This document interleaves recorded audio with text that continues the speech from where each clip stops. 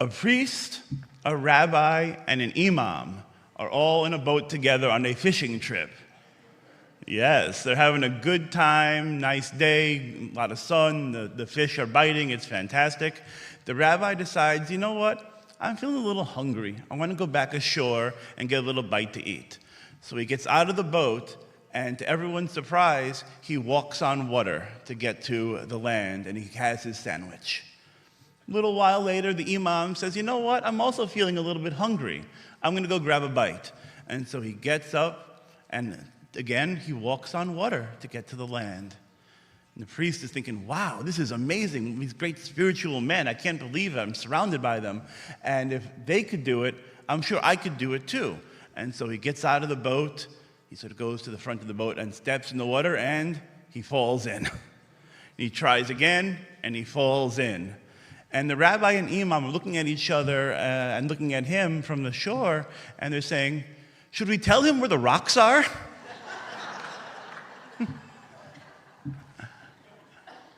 We've all heard many, many iterations of the priest-rabbi joke, the idea of clergy coming together, and there's some sort of humorous anecdote. Why do we have these jokes to begin with? Why are they so funny? Like, what's the foundation of having these jokes? I think for me is that for a lot of people, it's because of the absurdity of it that they think, oh my God, a priest and a rabbi and an imam are all hanging out together? How could that possibly be? They're of different faith traditions. Shouldn't they be apart, doing their own thing? It's hard to fathom sometimes that we can all get along, that we can all be kind to each other and work together. And I think that's, to me, in a way, like the jokes are funny, but in a way there's also a little bit of sadness to them in a way, that we find them so hilarious because we can't imagine these interactions actually taking place in the real world. And one of the reasons for that, obviously, is there's been a lot of, let's say, historical tension between religious communities way back then and now too. We still have it. You know, we're not completely rid of this particular issue. That there's sometimes a lot of interfaith arguments, some anxiety, some anger even. Sometimes it's something current, and sometimes it's the wounds of the past that have never healed. Sometimes it's the wounds of the past that are festering, right? And we can't let go of that anger. We can't get rid of that sort of hostility towards each other. And maybe even the best word is mistrust, that we don't trust each other in the same way. As a rabbi, like I'll have Jewish members of my community, they'll come to me and they'll say, Rabbi, you know, somebody said to me, have a blessed day, and I'm offended by that. I'm like, how are you offended by that? And they go, oh, well, because it's a very Christian thing for them to say to me. So? Like, they're wishing you a nice thing. Like, I don't think in that moment in Publix they're trying to convert you, you know? And it's funny, but again, like that's part of the mentality. We talked about, we'll get back to it in a minute, but we talked about fast, right? So I know some people, you know, not really in my community as much, but in other Jewish communities that have a lot of trouble with that. Not with the social justice part of it, but they don't feel comfortable walking into a church. They don't feel comfortable walking into another house of worship because of their own generational trauma, perhaps, that was happened to them and their families in the past. So it can become really difficult when we don't trust each other, when we assume maybe the worst of each other and not the best. For me, this is all about education. The more that we talk to each other, the more that we learn with each other, we create trust. We create bonds of friendship. We create bonds of community. It can be really challenging when we don't know each other in the same way. I came from a place in Houston that was the most diverse county at that time in the country. Right? It was an amazing little suburb, all folks from all different kinds of different parts of the world. And I talked to my community about this, and I said, it doesn't mean anything unless we're talking to each other, or else we're just living among each other, right? I want to live with everybody. I want to live in community with everybody, and that is the next step, right? Because if I don't know anything about their traditions, I don't know anything about my tradition, it's a barrier, right? Now, we don't have to believe, obviously, what each other believes. That's okay. But we can have an understanding of it. There was a pastor and a friend of mine, his name is Reverend Gregory Hahn, and he always spoke to me about the idea of spiritual envy. It's okay to go to someone else's church, synagogue, mosque, temple, whatever it might be, and you can experience someone else's traditions, and you can find beauty and joy in them, even if they aren't yours. I was thinking about that actually just as we're having this service today. This is my first time actually in a UUC service, right? I've had interactions, obviously, with the UUC community, but I've never joined together in fellowship on a Sunday morning. And I had mentioned to Margie before, are we going to light the chalice? That I knew. I knew about the chalice. I didn't know all of the meaning behind it, right? But I knew about it a little bit. And I go, wow, that's really cool. We light candles too in my tradition. We have another kind of experience here of lighting a candle. It's sort of a bond. Something that is common to different faith traditions is the lighting of a candle. And then, just a moment ago, we had this really beautiful ritual here about celebrating joys and sorrows as a community, right? How do we do that? How do we symbolize that? By putting these stones in water. Never seen it before. And I'm going to walk away from this going, wow, that's awesome. How can maybe I think about how can I integrate that tradition visually into my community in such a beautiful way? Wouldn't have known about it until I came here this morning, so thank you for that. That was really cool. For me, when we don't learn about each other, it causes tension. It causes a lot of stress, a lot of anxiety, and we're going to get into a little bit of a heavier part of the program, so to speak, right now, as I touch upon very briefly the events of October 7th for the Jewish community. On that day, there was a terrorist attack, and we all know, 1,200 people killed, people are still being held hostage, and it was a very traumatic day for the Jewish community. And just as a side note, your Jewish friends are in fact suffering right now. Like no one's really in a great place because this is still going on. And I will add that members of the Palestinian community and the Muslim community are also not in a great space right now. And their pain is also valid and it should be acknowledged.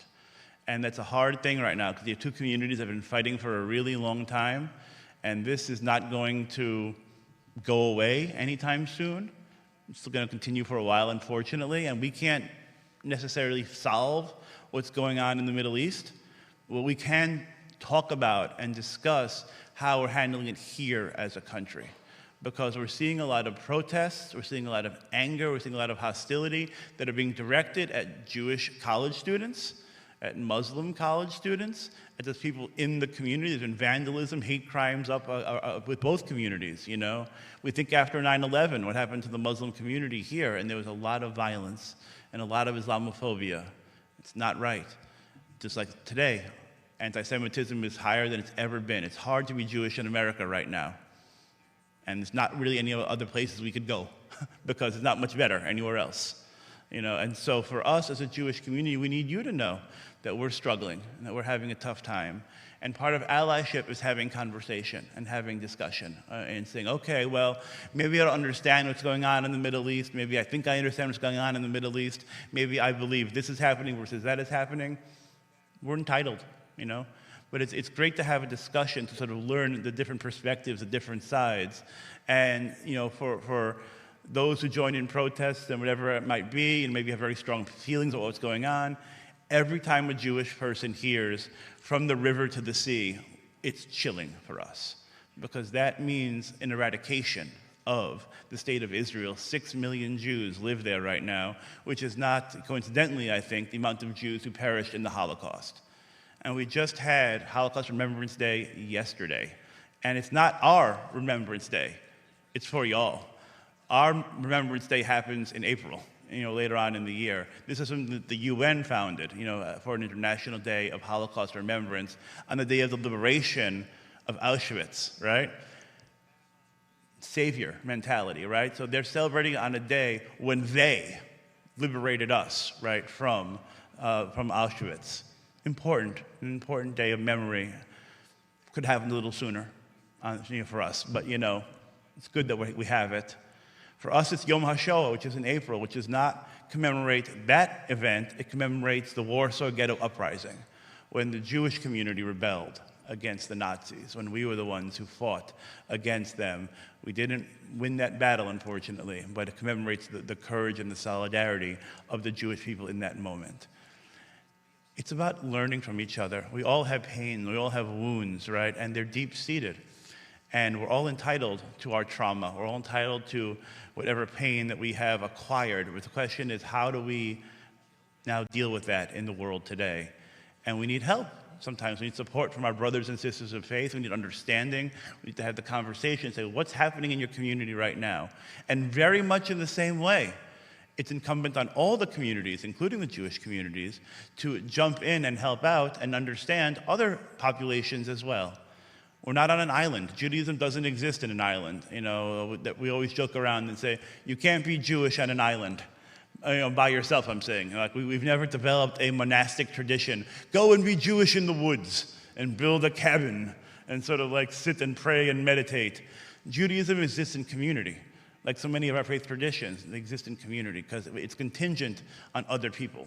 That we can't even pray unless we have 10 people in a room together. Like there are certain prayers that we can't say unless we have 10. Does God care whether it's one person, 3 people, 10 people? No, God doesn't care. It's not for God. It's for us. That way we can be together to gather and pray. So if I see someone in my community is missing, I'll know what to do. Oh, Joe is here every week, but tonight he's not here. I got to pick up the phone and call Joe, and I got to know what's happening in his life. The more we are able to recognize the value and meaning of community, our own and the community that we live amongst and live with, I think the better it is for all of us. It builds community. It leads to inclusion. We have an expression in Hebrew called tikkun olam. Has anyone heard that expression before? Tikkun olam? A couple people, a couple hands. Tikkun olam means repair of the world, right? That's part of our obligation, is to build a better world together. And that it's not only for us, it's for everybody. In the Torah, right, in the 5 books of Moses, Genesis, Exodus, Leviticus, Numbers, and you all passed. Very good. 5 points for Gryffindor. Thank you. I appreciate that. Okay, yes. So we have a lot of commandments, a lot of rules, a lot of obligations that come out of the Torah, right? Different ways of how we're supposed to live our lives. Does anyone know what commandment is repeated the most in the Torah, more than any other commandment? You might guess Shabbat observance. It's not true, but it's there a few times. We have Shabbat a few times. Idolatry, a lot of times. Like, don't do idolatry. Like, that's pretty common. You would say maybe it is love your neighbor as yourself. It's there. It's good. You get partial credit for that. The commandment that is stated the most times in the Torah is love the stranger as yourself, because you were strangers in the land of Egypt. That we know what it is like to be afflicted. We know what it is like to suffer. And therefore, it's our responsibility to make sure that no one suffers, right? That we know the heart of the stranger. And we want to build a community where no one feels like a stranger.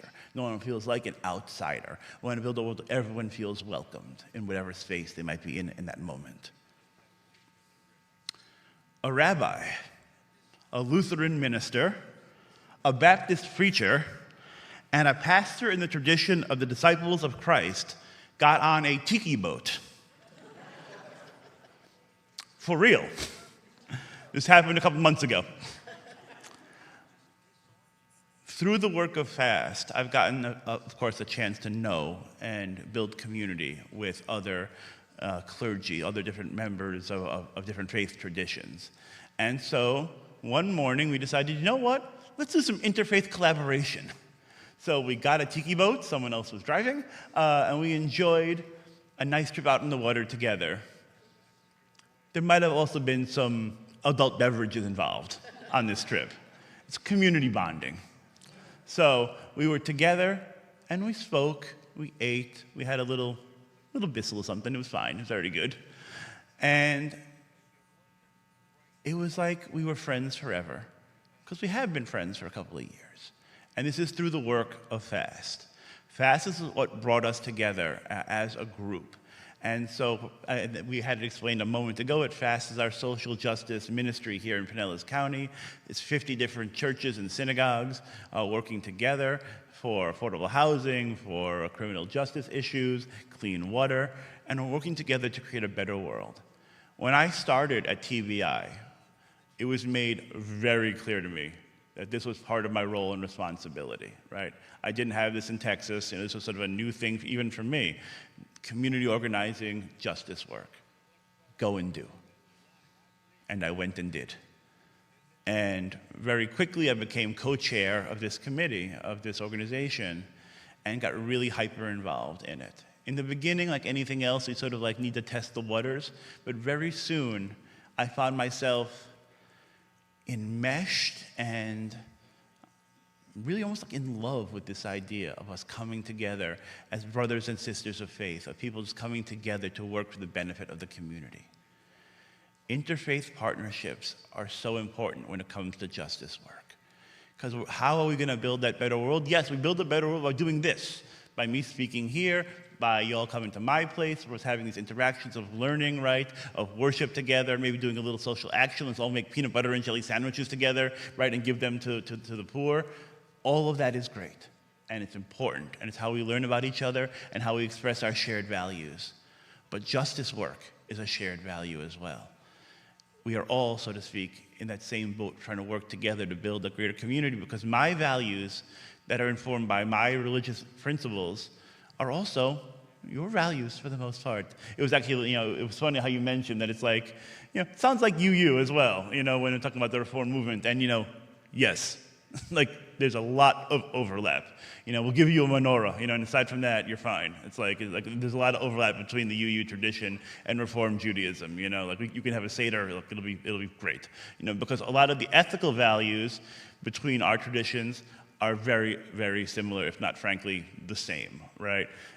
And I would say similarly, to be honest, for many other faith traditions as well, the ethical values are very similar. We might have some differences. Don't tell me, I'm not going to tell you no. When I'm working with one of my Catholic, partners, there is some stuff that we agree on, and we're going to work together. We're going to fight for those causes. And other times, we'll separate a little bit and each do our own thing according to our faith tradition. But at the end of the day, he and I can still work together. We can be friends. We can go out. We can do other things. And it's fantastic. We're not going to let our difference of belief, even if it's a strong difference of belief, color our relationship and our ability to work together out in the world. We're all just trying to do what is right. We're all trying to do what is sacred. We're all trying to do what is holy in this world. And the more we're able to do that together as a group fighting for justice, how powerful is that? And we're all coming together and saying, this is what needs to happen in our world. This is important to me, it's important to you, it's important to all of us, right? To build a better world for everybody. Because that's part of our tradition, whether it is motivated by a sense of a divine belief that God wants us to act this way in the world, or it comes from ourselves, our internal morals, our internal conscience, saying this is what needs to happen. It doesn't matter. We're all fighting for the same thing at the end of the day, and when we fight together, it's really powerful, it's really important to do that. And I think that when we try to connect with each other on a deeper level, we create those bonds that aren't surfacey, like surface relationships to me, it's not what religion is about. We're not supposed to just know each other a little bit. Hey, how you doing, Frank? Oh, how was that ball game yesterday? Oh, that's great. Have you tried this restaurant? Oh, that's great too. Wonderful. We should do that. But let's ask the deeper questions. Let's talk about our values. Let's talk about our traditions. Talk about our own personal background and journey. What brings us to this space? What brings us to the justice work? What brings us to the classroom? What brings us to the sanctuary? What brings us together? Let's ask the real meaty questions of each other. And when we come together as an interfaith community, this is a little bit of an aside because I enjoy it. I once ran this dinner and dialogue program. We sat everyone at different tables. We broke everyone up so you wouldn't have 8 Jews and one Muslim at one table. Look, we broke it all up, and we had baskets of questions that were pre-written as conversation starters, right? A little bit of a game icebreaker, right? So one of the questions was, tell me about your religion's relationship with food, and with sacred food, with holy things that we eat. And the Jews had a lot to say at the table. Other people, not so much. We have hamantaschen, our little triangle cookies that for the holiday of Purim. We have matzah, for Passover. We have cheesecake for Shavuot, et cetera, latkes for Passover, the potato pancakes. And they're like, well, we like ham on Easter, but there's no reason we're actually eating the ham. It has no symbolic, resonance. It wasn't like there was a story behind it. We just like pork. It's okay. It could be a turkey or a goose or whatever it is. It wasn't like 2,000 years ago, this person instituted for all time an enactment that every Sunday morning we have punch and pie. It's like, it's good to have punch and pie, but I'm just saying, there's no theological resonance in my understanding. But we learn from each other, right? And we learn about all different aspects of our faith traditions. A priest, a rabbi, an imam, a reverend, an elder, a monk, a guru, a shaman, and an atheist walk into a bar. They speak, and they enjoy each other's company. They laugh, they share, they support each other through times of challenge. Their communities bond together and work to make our world a better place. It's not a joke.